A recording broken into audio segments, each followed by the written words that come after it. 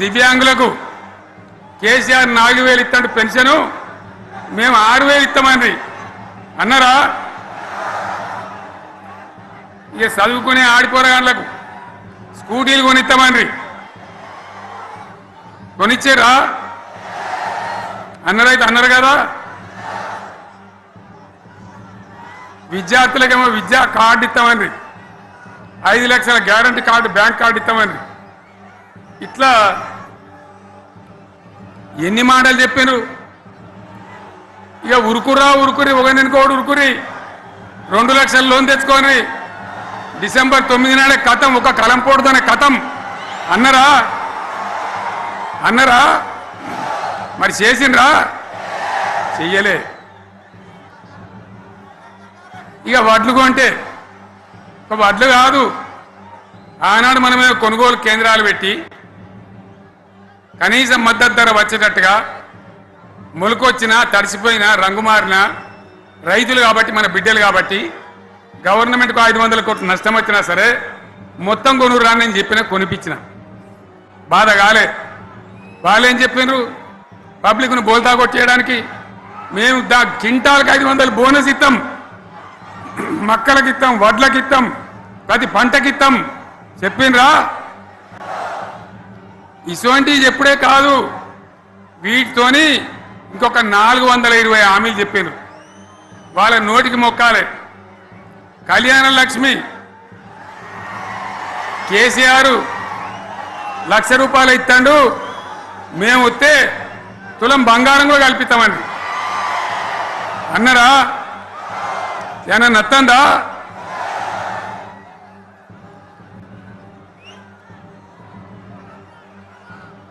ఇక హామీలు ఇచ్చుడు కాదు, పెద్ద పెద్ద బుక్కులు వంచి ఊరూరికి పంచారు. సిగ్గులేక ఊళ్ళ పంట తిరిగి బాండ్ పేపర్లు రాసిచ్చారు. బాండ్ పేపర్లు ఇంటికి తిరిగిండ్రు. చెప్పిండ్రా? చాలా మంది అడిగిండ్రు. మరి మీరు అడ్డగోలు చెప్తున్నారు, అడ్డం పొడుగు చెప్తున్నారు, ఎటుపడితే అడ్డ చెప్తున్నారు, యాడికెళ్ళి ఇస్తారా భయ అని అడిగిండ్రు. పేపర్ వాళ్ళు అడిగిండ్రు.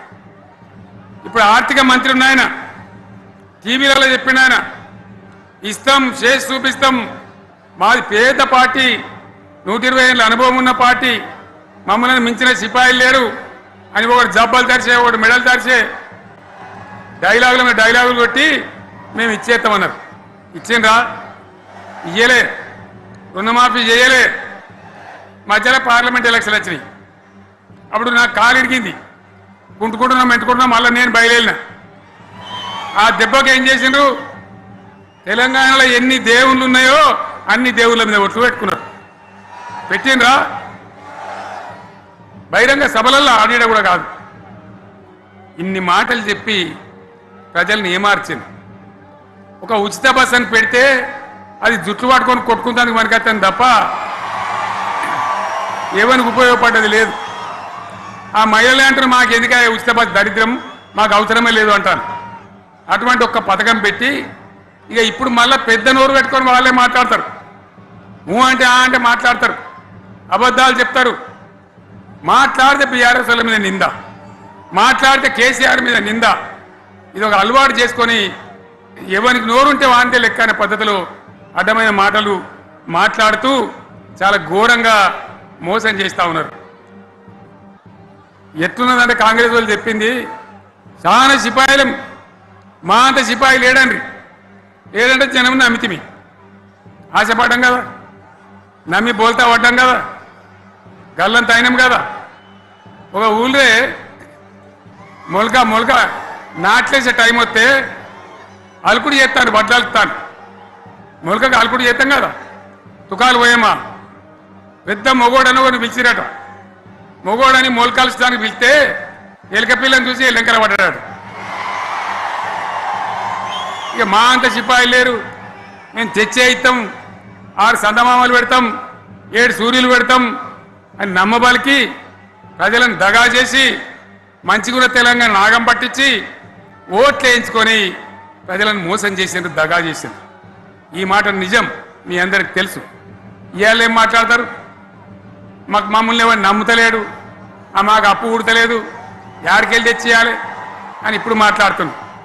అప్పుడేమో మాకు అపారమైన అనుభవం ఉంది, మేము చేస్తామన్నారు. ఒక్క మాట చెప్తున్నా మిత్రులారా, ఇక్కడ నోళ్ళం మనమే కాదు, నా ప్రసంగం టీవీలలో వినేటువంటి కోటాను కోట్ల మందికి కూడా నేను మనవి చేస్తా ఉన్నా. ఇంత మోసం ఉంటుందా, ఇంత దగా ఉంటుందా? ఓట్లయితే రాని అవతల పడదామని ముచ్చట్నా? ఎంతవరకు ఇది కరెక్టు? తెలంగాణ ఎంత మంచిగా పోయేది, ఇప్పుడు బొందలు పడగొట్టినరా? ఎంత ఘోరమైనటువంటి ఫలితం మనం చూస్తున్నాం. ఇవాళ ఏం జరుగుతూ ఉంది? మళ్ళీ అన్ని మోపైనాయి. ఇక దుకాణం పెడతామన్నారు, లొల్లి పెట్టిండ్రు, ఒబ్బ పెట్టిండ్రు.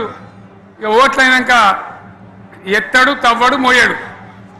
బాయి పడతాం జోరుగా చెప్తే 6 నెలల ఏమయ్యారంటే ఇక ఆయనతో రేపు అవుతుంది, ఎల్లుండి అవుతుంది, సంక్రాంతికి అవుతుంది, దీపావళికి అవుతుంది, మార్చి 31కి అవుతుంది. మార్చి 31 లేదు, మన్ను లేదు, ఏది కూడా చేసింది లేదు. మొత్తం ఆర్థిక పరిస్థితిని దెబ్బతీసింది. తెలివి తక్కువ పనితోని, అవివేకం వల్ల, అజ్ఞానం వల్ల పరిపాలన చేయరాక సర్వనాశనం చేసింది. రాష్ట్ర ఆర్థిక పరిస్థితి ఎంత మంచిగా ఉండే, ఎంత బాగా పోతా ఉండే. మేము కష్టపడి కడుపు కట్టుకొని నోరు కట్టుకొని సంవత్సరానికి 10 నుంచి 15 వేల కోట్ల ఆదాయం పెంచినాం. అనేక రివ్యూ మీటింగులు చేసినాం. ఎంత బాగా తీసుకొని పోయినాం, తెలంగాణను ఎట్లా తయారు చేసినాం, ఆ విధంగా తీసుకొని పోయినాం. ఇలా ఒక్క మాట మీరు అందరూ ఆలోచన చేయాలి. ఇక్కడ ఉన్న వాళ్ళు కానీ నా మనసు బాధ అవుతుంది, నా మనసు కాలుతుంది, ఇబ్బంది అవుతుంది. నా కళ్ళ ముందటనే తెలంగాణ ఇట్లా కావడం నాకు దుఃఖం కలిగిస్తూ ఉంది. నేను ఆవేదనతో చెప్తున్నా ఈ మాట. ఒక్క మాట మీరు అందరూ ఆలోచన చేయండి. తెలంగాణలో భూముల ధరలు ఎట్లుండే? కేసీఆర్ ముఖ్యమంత్రి ఉన్నప్పుడు, బీఆర్ఎస్ రాజ్యం చేసినప్పుడు భూముల ధరలు ఎట్లుండే? ఆనాడు కొనేటోళ్ళు ఎక్కువ ఉండిరి, అమ్మేటోళ్ళు తక్కువ ఉండిరి. ఇవాళ ఆపదకి అమ్ముకుందామంటే భూములు కొనేటోడు ఉన్నాడా? అడుగుతున్నా భూముల ధరలు ఎక్కడికి పోయినాయి? ఎవరికన్నా 5 ఎకరాలు డాంబర్ రోడ్డు పక్కకుంటే నేను 5 కోట్ల మనిషిని, నేను కోటీశ్వరుని అనే ధైర్యంలో రైతులు ఉండరు. ఇవాళ అడిగేటోడు ఉన్నాడా?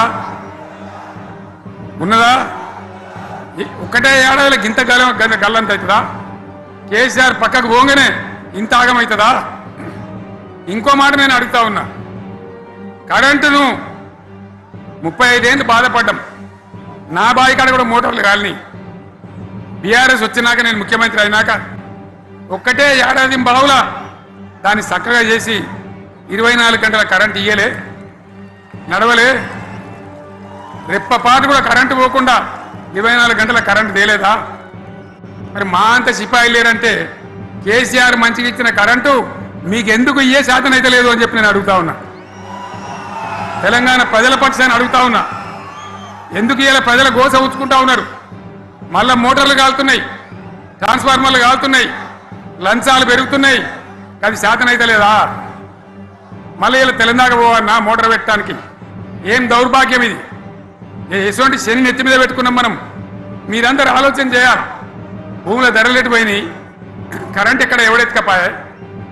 మిషన్ భగీరథ అసెంబ్లీలో నిలబడి ఛాలెంజ్ చేసిన నేను. 5 ఏళ్ల లోపల ప్రతి ఇంట్లో నల్లా పెట్టి నీళ్ళు లేకపోతే మళ్ళా ఎలక్షన్ల పార్టీ మేము నిలవడం, ఓట్లు అడగము అని చెప్పిన నేను. ఎవరు చెప్పాలి? దమ్మున్నోడే చెప్పాలి. చేసి చూపించినాం, నడిపించినాం. ప్రతి ఇంట్లో నల్లా పెట్టినాం.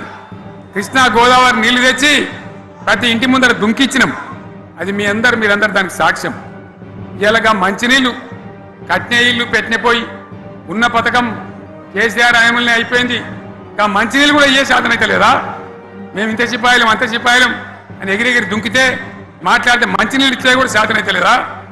మంచినీళ్ళు పోతాయి, కరెంటు పోతుంది, వడ్లు కొనే దిక్కు లేదు. వడ్లు కొంటాను రా, కళ్ళాల కాడ 15 రోజులు వడ్లు కొనే దిక్కు లేదు, అడిగే దిక్కు లేదు. సర్కారు కొనకపోతే దిక్కుమాలని దేవుడా అని ప్రైవేట్ మిల్లర్లకు అమ్ముకుంటున్నాం. మళ్ళీ అక్కడ దళారీలు, అక్కడ దోపిడీ, మళ్ళా రైతాంగం దోపిడీకి గురవుతున్నది. మళ్ళా 2014 కంటే ముందటి పరిస్థితులు వస్తూ ఉన్నాయి. ఆ విధంగా ఎందుకు జరుగుతూ ఉంది? ఇది ఎవరి అసమర్థత? కాంగ్రెస్ ప్రభుత్వం యొక్క అసమర్థత కాదా? ఈ కాంగ్రెస్ కాటేయడం కాదా? నేను ఒక్కటే మాట మిమ్మల్ని కోరుతా ఉన్నా, ప్రజలకు నేను అడుగుతా ఉన్నా. పేదలు గుడిసెలు వేసుకుంటారు ప్రభుత్వ జాగాలలో. పాపం తెలిసి తెలియక కొన్ని వేసుకుంటారు. బీఆర్ఎస్ గవర్నమెంట్లో హైదరాబాద్తో సహా వరంగల్తో సహా అనేక పట్టణాలలో అనేక ప్రాంతాలలో రాష్ట్ర వ్యాప్తంగా లక్షలాది మందికి మేము పట్టాలు ఇచ్చినాం. బుల్డోజర్లు పెట్టి జేసీబీలు పెట్టి మేము చెరువులలో పూడికెళ్ళి తీస్తే వీళ్ళేమో హైడ్రా అని మన బొందా అని పెట్టి పేదల ఇండ్లు కూడా కొడతా ఉన్నారు. ఆనాడు చెరువు పూడికెళ్ళి తీసిన బుల్డోజర్లు ఇలా పేదల ఇండ్లు కూడా కొడతా ఉన్నాయి. ఇవన్నీ మనం చూస్తూ ఉన్నాం. చూసి మౌనంగా ఉందామా, కొట్లాడదామా, ఏం చేద్దాం అనేది మనం ఆలోచించే సమయం వచ్చింది. దేశాన్ని నంబర్ 1 స్థాయిలో నిలబెడితే ఇవాళ 14వ స్థాయికి 15వ స్థాయికి తీసుకొని పోయినాడు. నా కళ్ళ ముందన్న గిట్ల జరుగుతుంది, ఇంత మాయల్యమే అవుతుంది, ఇంత మోసం చేస్తారని నేను కూడా అనుకోలే. ఇలా చాలా బాధ కలుగుతూ ఉంది, చాలా దుఃఖం కలుగుతూ ఉంది. ఇంకా ముందరికి పోవాల్సిన తెలంగాణ ఇలా వెనుకకి అయిపోతున్నా ఉన్నది. మళ్ళా ఎవరు దీనికి కారణం? ఈ దుర్మార్గులు కాదా? నిలబెట్టి ఖచ్చితంగా అడగాల్సిన అవసరం ప్రజలకు లేదా? అడగాలి. ఎందుకోసం? టైం ఇవ్వాలని మేము కూడా టైం ఇచ్చినాం. ఏమంటారు? మీకేసినట్టు మాకేసిన ఓట్లు, మాకు ఏడాదైనా టైం ఇయ్యరా, ఏడాది అర్థమైన టైం ఇయ్యరా, మీకు కన్నేరురా అని అంటారు. కాబట్టి నేను నోరు తెరవలే, బయటికి రాలే.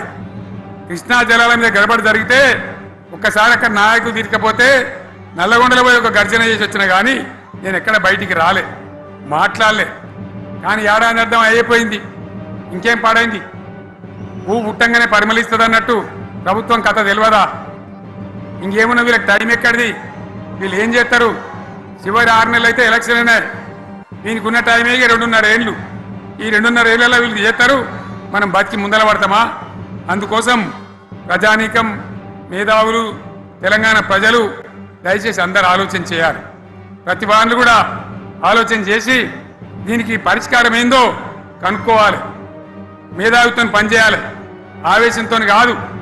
ఆవేశంతో మనం నినాదాలు ఇస్తే కాదు, ముళ్ళును ముళ్ళుతోనే తీయాల. జాడ ఓడగొట్టుకున్నామో గాన్నే వెతకాలి, ఎక్కడ జారిపోయిందో ఆన్నే మళ్ళీ దొరకబట్టాలి. ఆ నైపుణ్యం, ఆ స్థాయి ఇలా రావాలి.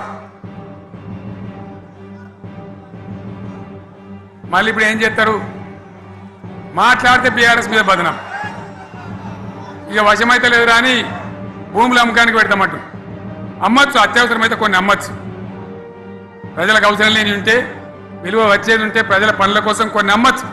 కానీ ఏదమ్మాలి ఏదమ్మద్దని విచక్షణ ఉండాలి కదా. యూనివర్సిటీలు అమ్ముతారా? ఇలా హైదరాబాద్ యూనివర్సిటీ అమ్ముతున్నారు, రేపు ఉస్మాన్ యూనివర్సిటీ అమ్ముతారు. విలువైన భూములనే అని ఇట్లా కథం పట్టుకుంటూ పోతే మనం మిగులుతుందా? కాబట్టి ఇది పద్ధత, ప్రభుత్వం నడిపించే విధానమా? వీళ్ళు ఏ విధంగా గోల్మాలు తిప్పుతున్నారో దయచేసి ఆలోచించాలని చెప్పి నేను మీ అందరిని కూడా కోరుతా ఉన్నా. ఒక్కొక్క ట్రిప్పు నేను యాదగిరి గుట్టకు పోతే అలా ఎకరానికి 10 లక్షల వాల్యూ పెరుగుతుండే. మరి ఇవాళ ఏమవుతా ఉంది? ఇవాళ ఏం జరుగుతూ ఉంది? మీరందరూ కూడా ఆలోచన చేయాలని కోరుతా ఉన్నా. ఇవాళ రాజ్యం నడపశాతగాక ఎల్లెంకల పడి రాష్ట్రాన్ని ఆర్థికంగా దివాలు తీసి పిచ్చి పనులన్నీ చేసి ఇవాళ అడ్డం పొడుగు మాట్లాడుతూ ఉన్నారు. అన్ని రంగాలలో ఫెయిల్ అయిపోయింది. ఏ ఒక్క ఈ హుస్నాబాద్ ఇప్పుడు నేను రాగా చూసుకుంటూ వచ్చిన, ఆనాడు కష్టపడి ఈ హరీష్ రావు ఇరిగేషన్ మంత్రిగా ఉన్నప్పుడు ఇలా గౌరెల్లి ప్రాజెక్టు కట్టినాం. 90% పూర్తయింది. గౌరెల్లి ఇరిగేషన్ ప్రాజెక్టు ప్రజలకు సంజాయించి భూములు తీసుకొని ఆనాడు తిరిగి 90% పూర్తి చేసినాం. ఏడాది అర్థమైతే తట్టడి మన్ను తీస్తాను రా. పాలమూరు పథకం 80% కంప్లీట్ అయింది. ఎందుకు దాన్ని పెండింగ్లో పెడుతున్నారు? ఎందుకు దాన్ని పూర్తి చేస్తలేరు? ఈ విధంగా చిన్న మాట, చాలా చిన్న మాట. కేసీఆర్ కిట్ పెట్టినాం, లక్షాధికారుల కోసం పెట్టినాం, కోటీశ్వర్ల కోసం పెట్టినాం. ఎవరి కోసం పెట్టినాం కేసీఆర్ కిట్టు? పేద ప్రజల కోసం, గ్రామీణ ప్రాంతాల్లో ఉండేటువంటి పేద ప్రజల కోసం పెట్టినాం. ఆడపిల్లగానే 13,000 ఇచ్చినాం, మగపిల్లగానికైతే 12,000 రూపాయలు ఇచ్చినాం. ఆ వాహనాలు పెట్టి, అమ్మఒడి వాహనాలు పెట్టి వాళ్ళని తీసుకెళ్లి ప్రసవాలు చేయించి వాళ్ళకి మందులు ఇచ్చి ఫ్రీగా ఉచితంగా చేసి బ్రహ్మాండంగా ప్రసవం చేయించి మళ్ళీ ఇంటికాడ దించినాం. అది బంద్ చేస్తారా? ఎవరన్నా ఎందుకు బంద్ చేయాలి? ముఖ్యమంత్రులుగా పనిచేసే వాళ్ళకు గాంభీర్యం ఉండాలి, ధైర్యం ఉండాలి. రాజశేఖర్ రెడ్డి అనే ముఖ్యమంత్రి ఉండే, నేను చెప్తా ఉన్నా మీ ముందు ఇయ్యాల. ఆయన ఆరోగ్యశ్రీ అని ఒక పథకం తెచ్చిండు. నేను ముఖ్యమంత్రి అయిన తర్వాత అడిగిన, హెల్త్ డిపార్ట్మెంట్ని పిలిచి అడిగిన, ఇది ఏం పథకమయ్యా బాగుందా అంటే, సార్ మంచిగుంది, ప్రజలకు లాభం అవుతుందని చెప్పింది. నేను చెప్పిన ఆ పథకాన్ని అట్లే పెట్టండి, ఆ పథకాన్ని మార్చకండి, ఆ పథకం అట్లే ఉండాలని చెప్పిన.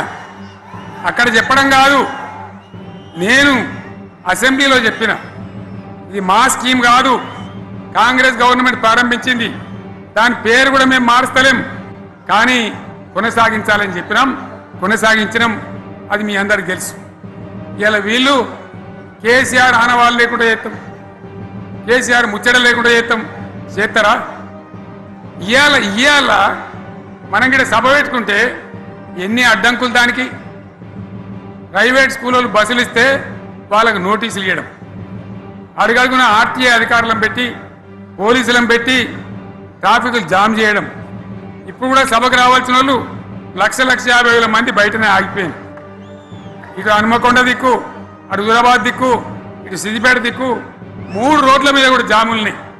నేను అడిగిన నాయకులు ఏంది అంటే, ఇబ్బంది అవుతుంది సార్, రానిత్తలేరు, మధ్యలో ఇబ్బందులు కలిగిస్తున్నారు, కొన్ని లారీలు తెచ్చి అడ్డం పెట్టాను పనికిమాలని అని చెప్పి జామ్ అయిపోయి అక్కడనే ఆగిపోయింది.